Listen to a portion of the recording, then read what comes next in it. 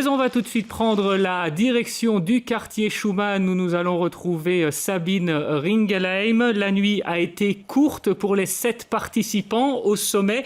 L'Ukraine était au centre des discussions hier soir. Et puis aujourd'hui, les enjeux économiques et environnementaux.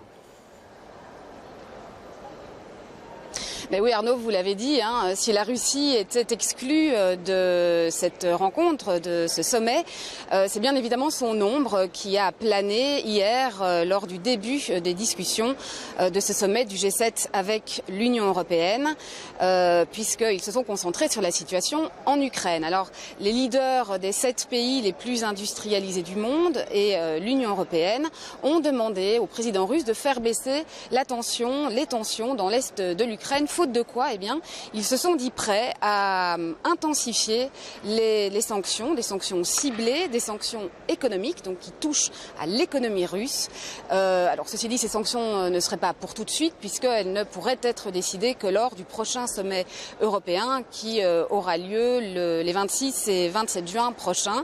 Mais donc l'Union européenne, le G7, les États-Unis se sont finalement mis d'accord pour adopter un discours plus musclé à l'égard de la Russie. Alors vous l'avez dit, les travaux ont repris ce matin avec essentiellement 2 sessions. La première sur les questions économiques et la deuxième sur les questions de changement climatique. Alors pour l'instant, les chefs d'État sont en train de manger. Une conférence de presse est attendue vers le début de l'après-midi, vers 14h40, puisque vous le savez, Obama est un peu pressé. Il doit prendre son avion en fin d'après-midi pour rejoindre Paris.